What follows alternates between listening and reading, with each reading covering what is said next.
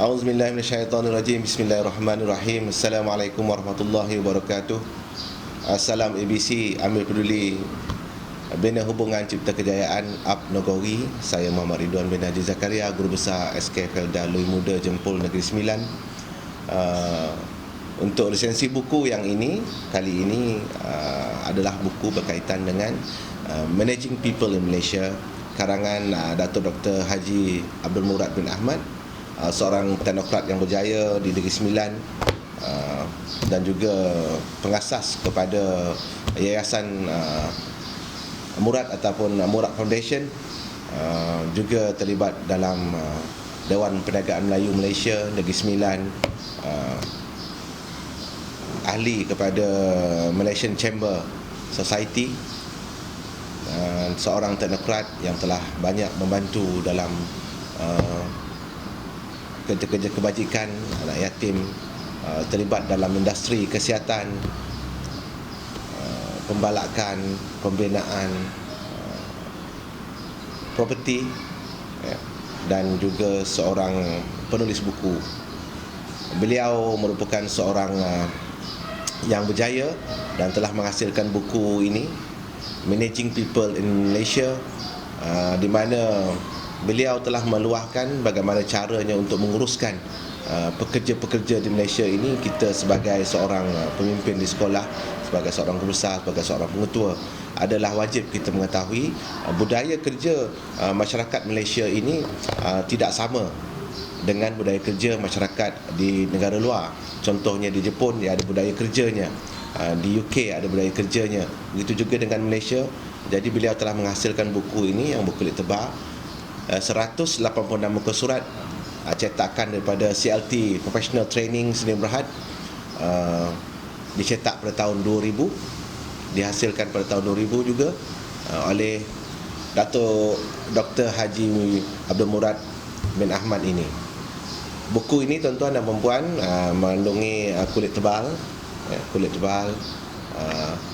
bahasa pengantarnya bahasa Inggeris, sangat sesuai untuk dibaca oleh mereka yang dalam bahagian pengurusan, sebaiknya, dan juga untuk memahami budaya kerja masyarakat Malaysia ini. Mengandungi 7 chapter, 7 bab, bacaan ringan, sangat sesuai dibaca waktu santai lah. Sambil-sambil kita berehat, kita boleh membaca untuk dapatkan sedikit ilmu pengetahuannya. Secara ringkasnya, buku ini menyentuh tentang bagaimana caranya untuk menguruskan pekerja ataupun sumber manusia di Malaysia ini. Sesuai sangatlah dengan kita, kerana kita menguruskan organisasi yang kecil, mungkin besar, tuan-tuan, di sekolah peringkat pertengahan dan juga pemimpin atasan. Bagaimana kita memahami budaya masyarakat Malaysia itu bekerja, dan kita boleh menaplikasikan apa yang telah dilalui oleh Dato' Dr. Haji Abdul Murad ini sepanjang proses beliau sebagai seorang teknokrat, bermula pada awal tahun 70-an, pernah jatuh ketika zaman meleset ekonomi tahun 80-an, dan juga pada tahun ujung 90-an dulu, dan beliau telah bangun semula kerana beliau berusaha dengan sehabis baik untuk melakukannya dan menjaga perniagaan beliau. Dan pengalaman itu telah dikongsikan dalam buku ini, seperti mana tuan-puan boleh tengok menguruskan manusia di Malaysia. Okey, untuk seterusnya saya akan berceritakan sikit tentang apa isi kandungan buku ini. Yang pertama, 7 bab tadi. Yang pertamanya, dia telah menceritakan makna perundangan, perundangan law of employment, kita mengambil pekerja ini, kita ada undang-undang. Begitu juga dengan sistem kita, walaupun kita bekerja kerajaan, kita takluk bawah kepada peraturan am, surat perkiling dan surat arahan yang terkini ataupun yang telah dimaklumkan atau diberitahu kepada kita. Tetapi semua bidang petugas pekerjaan dalam Malaysia ini ada peraturan dan undang-undangnya.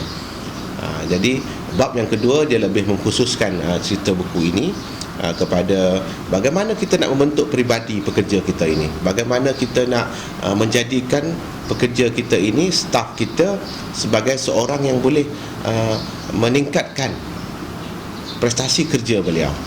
Kalau satu bidang itu belum dikuasai sepenuhnya oleh seorang guru contohnya, beliau terpaksa mengajar subjek-subjek yang bukan option beliau. Jadi kita ada plan untuk beliau, macam mana kita nak meningkatkan prestasinya itu supaya beliau boleh mencapai tahap seorang guru itu walaupun bukan dalam bidangnya, tetapi beliau boleh menjalankan tugas dan peranan beliau sebagai seorang guru subjek itu dengan lebih cemerlang. Bab yang ketiga, bidang tugas, job description, bidang tugas. Setiap kita punya sumber manusia ataupun orang yang berkhidmat dengan organisasi kita ni, seharusnya kita memahamikan beliau, kita fahamkan mereka dengan bidang tugasnya. Ada skop tugasnya, kita detailkan bagaimana dalam buku ini dia menunjukkan bagaimana contoh-contoh untuk kita membuat pemahaman tentang bidang tugas seseorang dalam bidangnya. Yang seterusnya, chapter yang keempat adalah kita merekrut staf kita ini untuk pengetahuan-pengetahuan yang baru dengan knowledge-knowledge yang baru. Kalau bidang pendidikan ini yang sentiasa berubah, yang dinamik, sentiasa berubah daripada sesuatu keadaan kepada keadaan lain, tanpa seperti yang kita maklumlah, sentiasa kerana pendidikan adalah satu bidang yang dinamik, bergerak laju dan pantas. Begitu juga dengan teknologi. Kalau dulu kita mengajar seperti biasa, tiba-tiba berlaku PKP, COVID-19, jadi pendidikan itu daripada pendidikan yang biasa kita jarak jauh. Jadi bagaimana kita nak merekrut staf kita itu dengan masa yang singkat untuk memahami situasi dan seterusnya menjadikan apa juga cabaran yang datang itu sebagai satu cabaran yang baik dan boleh diatasi dengan sempurna.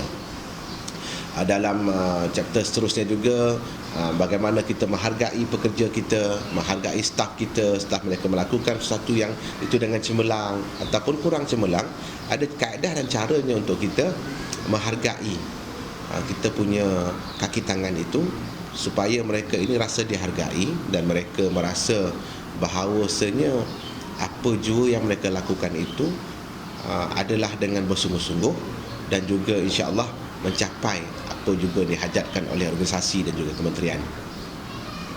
Dan juga chapter yang terakhir, chapter yang ketujuh, ialah bagaimana kita nak meningkatkan prestasi itu. Bagi contoh, kita dalam sistem pendidikan ini kita ada SPL KPM itu untuk latihan selama 7 hari, itu wajib kepada semua kaki tangan kerajaan, guru-guru. Jadi bagaimana kita nak manfaatkan apa juga telah disepandukan kepada kita itu untuk dijadikan sebagai batu loncatan untuk guru-guru ini ataupun staf kita untuk meningkatkan prestasi mereka dan menguasai apa juga ilmu-ilmu baharu yang muncul dalam kita punya sektor pendidikan ini. Jadi tuan-tuan dan puan-puan, setelah membaca buku ini, banyak perkara yang kita pelajari. Bukannya buku yang tebal pun, senang untuk dipahami, bahasa Inggeris yang mudah, boleh kita implementasikan dalam suasana kesesuaian dengan organisasi kita.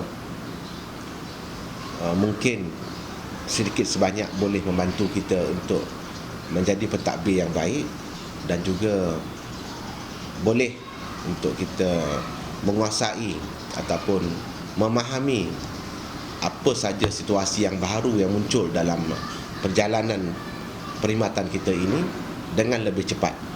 Jadi saya memang mencadangkan kepada tuan-tuan dan puan-puan untuk membaca buku ini, Managing People in Malaysia. Semoga tuan-tuan dan puan-puan dapat sedikit manfaat daripadanya secara perlahan-perlahan lah, ya. Jadi antara kebaikan buku ini itulah tadi. Antara kelemahannya, ada kelemahan buku ini. Kelemahannya pertamanya ialah kerana cetakkan dalam bahasa Inggeris. Bila bahasa Inggeris tu agak sukar jugalah bagi kebanyakan kita untuk memahami dengan lebih baik. Tapi dia menggunakan English yang mudah. Dan antara kelemahan lain juga, dia fokuskan karangan beliau ini lebih kepada industri, lebih kepada industri, tetapi pengurusan itu sama, cuma bidang kerjanya itu pun berbeza sedikit lah. Macam contoh cerita pasal perundangan, dia lebih kepada pengurusan pekerja buruh. Bagaimana kita menguruskan pekerja-pekerja dalam industri, apa undang-undang yang ada yang boleh kita guna pakai dalam industri. Dia tidak fokus kepada pendidikan, kerana kita kalau pendidikan ini kita lebih kepada perintah am, bab A, B, C, D, E, F, G, H, banyak yang kena kita fahami.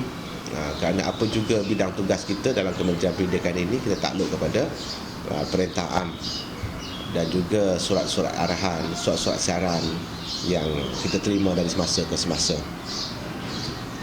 Jadi satu